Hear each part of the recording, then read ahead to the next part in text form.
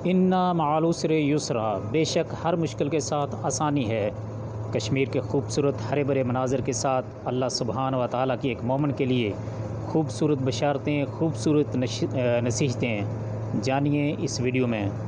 خوبصورت باتوں کو جاننے کے لیے ویڈیو کو مکمل دیکھیے، اور اگر باتیں اچھی لگیں تو ان پر عمل کرنے کی کوشش کیجیے۔ انا مع العسر یسرا۔ بسم اللہ الرحمن الرحیم۔ السلام علیکم ورحمۃ اللہ وبرکاتہ۔ آپ دیکھ رہے ہیں یوٹیوب چینل لچک، اور میں خورشید احمد ہوں۔ میں انشاءاللہ آج آپ کو کشمیر کے انتہائی خوبصورت مناظر کے ساتھ ساتھ اللہ سبحانہ و تعالیٰ کی خوبصورت باتیں آپ کو بتاؤں گا، جن پر عمل کر کے اور جنہیں جان لینے کے بعد ایک مومن چاہے کتنی ہی مشکلات میں کیوں نہ ہو، کتنی ہی مصیبت میں کیوں نہ ہو، وہ انشاءاللہ مایوس نہیں ہو سکتا، کیونکہ میری اس آج کی ویڈیو کا موضوع بھی یہی ہے، انا مع العسر یسرا، یعنی کہ ہر مشکل کے ساتھ آسانی ہے۔ تو ہر مشکل کے ساتھ جو آسانی ہے، جب اللہ تعالیٰ نے ہر مشکل کے ساتھ آسانی فرما دیا، تو اگر بندے کا یہ ایمان ہو کہ اگر آج میرے اوپر مشکل ہے تو وہ اللہ تعالیٰ سے دعا مانگتا رہے، تو دعا یہ یاد رکھنا چاہیے کہ دعا کسی بھی صورت جو ہے بندے کی رد نہیں ہوتی، کیونکہ اللہ سبحانہ و تعالیٰ کا در ہے، تو وہاں اس کا دروازہ جو ہے وہ کھٹکھٹاتے رہنا چاہیے۔ ظاہر سی بات ہے کہ جو بندہ جتنی زیادہ شدت کے ساتھ دروازہ کھٹکھٹائے گا، اس کا کام سب سے پہلے ہوگا۔ تو اللہ کی نعمتوں سے اور اللہ تعالیٰ نے جو حالات پیدا کیے ہیں، ان پر مایوس نہیں ہونا چاہیے۔ جیسا کہ ایک حدیث شریف کا مفہوم ہے کہ اللہ سبحانہ تعالیٰ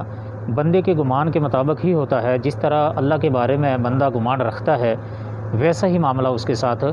ہوتا ہے۔ تو ہمیں یہ ہمیشہ اچھا گمان رکھنا چاہیے اپنے رب سے، کیونکہ اللہ سبحانہ و تعالیٰ جو ہمارا پیدا کرنے والا ہے، اس نے ہمیں مصیبتوں اور مشکلات کے لیے ہی تو پیدا نہیں کیا، لیکن اگر کسی پر یہ مصیبت اور مشکل ہوتی ہے، اور یقیناً اللہ سبحانہ و تعالیٰ ان لوگوں کو مصیبتوں میں اور مشکلات میں ڈال کر آزماتے بھی ہیں، لیکن یہی بندے کا امتحان ہوتا ہے۔ تو یہ جیسا کہ کہتے ہیں کہ اللہ دے کر بھی آزماتا ہے اور لے کر بھی آزماتا ہے۔ تو ہمارا آج کا موضوع بھی یہی ہے کہ انا مع العسر یسرا، کہ ہر مشکل کے ساتھ آسانی ہے۔ تو دعا جو ہے، جیسے میں بتا رہا تھا کہ دعا انسان کی کبھی بھی رد نہیں ہوتی، دعائیں ضرور قبول ہوتی ہیں۔ جیسا کہ ایک حدیث شریف کے مفہوم کے مطابق یہ ہے کہ دعا جو ہے وہ 3 حصوں میں بانٹ دی جاتی ہے۔ یا تو جو دعا کرنے والا بندہ ہوتا ہے، اس کو اسی وقت اس کا بدل جو ہے وہ عطا کر دیا جاتا ہے جس کی وہ اللہ سبحانہ تعالیٰ سے ڈیمانڈ کر رہا ہے، یا پھر کیا ہوتا ہے کہ کچھ عرصے بعد اس کو جو نا عطا کر دیا جاتا ہے دنیا ہی میں، اور یا پھر ایسا ہوتا ہے کہ دنیا میں بہت بڑی مصائب جن کو بندہ تو نہیں جانتا لیکن اس پر آنے والی ہوتی ہیں، تو اللہ تعالیٰ ان مصائب کو جو ہے وہ ٹال دیتے ہیں۔ اور ایک تیسری صورت یہ ہے کہ اس دعا کو اللہ سبحانہ تعالیٰ اس بندے کے لیے قیامت والے دن، آخرت والے دن، یوم حساب والے دن محفوظ کر لیتے ہیں، اور اس قیامت والے دن اللہ سبحانہ تعالیٰ ان دعاؤں کو سامنے لائیں گے اور اپنے بندے سے پوچھیں گے کہ اے میرے بندے، تو نے فلاں وقت پر یہ مجھ سے مانگا تھا اور یہ مجھ سے مانگا تھا، اس وقت تو تمہیں عطا نہیں کیا گیا، اب بتا کہ تمہیں کیا چاہیے۔ تو ظاہر سی بات ہے کہ اگر قیامت والے دن اللہ سبحانہ و تعالیٰ کسی بندے سے یہ پوچھیں کہ اے میرے بندے بتا کہ تجھے کیا چاہیے، تو بندہ کیا مانگے گا؟ یہی مانگے گا کہ اے اللہ کہ تو مجھے معاف فرما دے اور مجھے اپنی جنت میں جگہ عطا فرما دے، مجھ پر اپنے جتنے بھی میرے گناہ ہیں ان کو معاف کر دے اور میرے ساتھ تو راضی ہو جا۔ تو اس سے علاوہ اور کیا مانگے گا؟ تو ہمیں اللہ تعالیٰ سے اچھا گمان رکھتے ہوئے ہمیشہ دعائیں کرتے رہنا چاہیے۔ ویڈیو میں زیادہ طوالت کی طرف بڑھنے سے پہلے میں آپ کو یہ دکھا دینا چاہتا ہوں کہ آپ کشمیر کے خوبصورت مناظر دیکھیں، اور میں وہ باتیں بتانا چاہتا ہوں جو ایک مومن کے لیے بڑی ہی حوصلہ افزا اور پر امید ہیں، جو اللہ سبحانہ و تعالیٰ نے ہمیں قرآن میں تربیت فرمائی ہے، سکھائی ہیں۔ تو وہ باتیں بھی ساتھ ساتھ آپ کو بتاتے جائیں گے، اور کشمیر کی خوبصورتی کے مناظر بھی آپ کو دکھاتے جائیں گے۔ تو ہماری دعا ہے کہ اللہ تعالیٰ ہم پر ہر قسم کی مشکلات جو ہے ان کو آسان کر دے، ہر بندے کی مشکلات کو آسان فرمائے، اور ہمارا خاتمہ ایمان پر۔ اور ایک مومن بندہ کبھی مایوس نہیں ہوتا، کیونکہ مایوسی کفر ہے۔ مومن کبھی مایوس نہیں ہو سکتا، کیونکہ ارشاد باری تعالیٰ ہے، انا مع العسر یسرا، بے شک ہر مشکل کے ساتھ آسانی ہے۔ مومن کو مایوسی زیب نہیں دیتی، کیونکہ ہماری تعلیم یہ ہے کہ لا یکلف اللہ نفسا الا وسعها، اللہ پاک کسی نفس پر اس کی جان سے زیادہ بوجھ نہیں ڈالتے۔ مومن مایوسی کو اپنے پاس نہیں آنے دیتا، کیونکہ ہمیں سکھایا گیا ہے کہ لا تحزن ان اللہ معنا، غم نہ کر، اللہ ہمارے ساتھ ہے۔ مومن مایوس نہیں ہوتا، کیونکہ قرآن پاک گواہی دیتا ہے کہ وما کان ربک نسیا، اور تیرا رب بھولنے والا نہیں ہے۔ مومن مایوس نہیں ہو سکتا، کیونکہ ارشاد باری تعالیٰ ہے کہ ان ربی لسمیع الدعاء، بے شک میرا رب دعا سننے والا ہے۔ مومن مایوس نہیں ہوتا، کیونکہ رب کائنات خود فرماتا ہے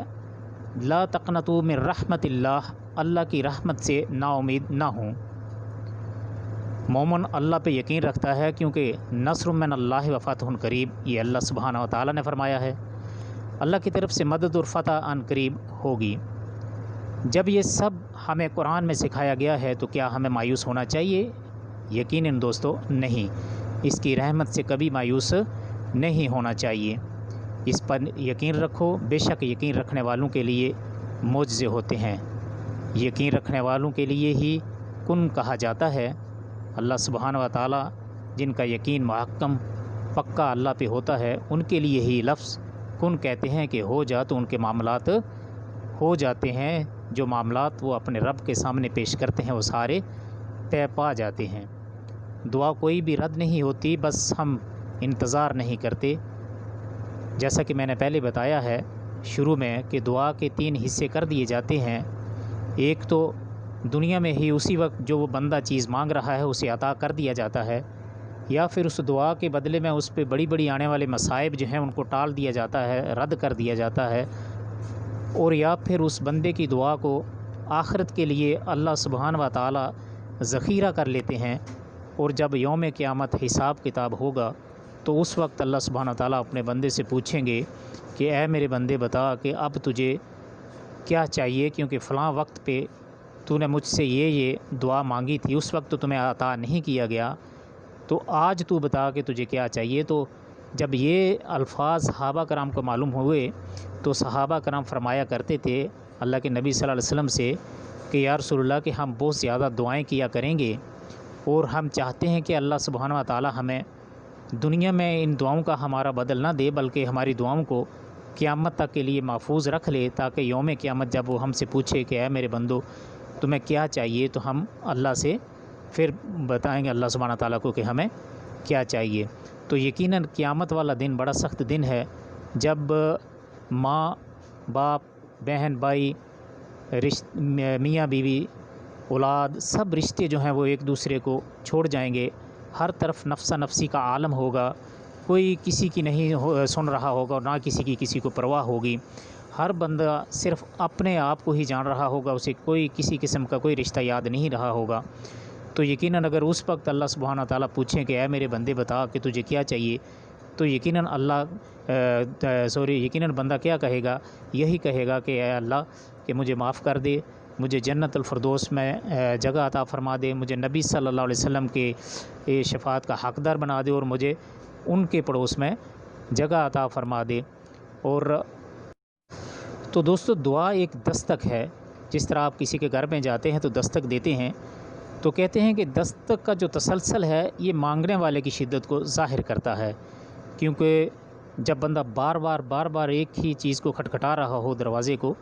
تو یہ اس مانگنے والے کی شدت کو ظاہر کرتا ہے کہ اس کو کتنی سخت ضرورت ہے۔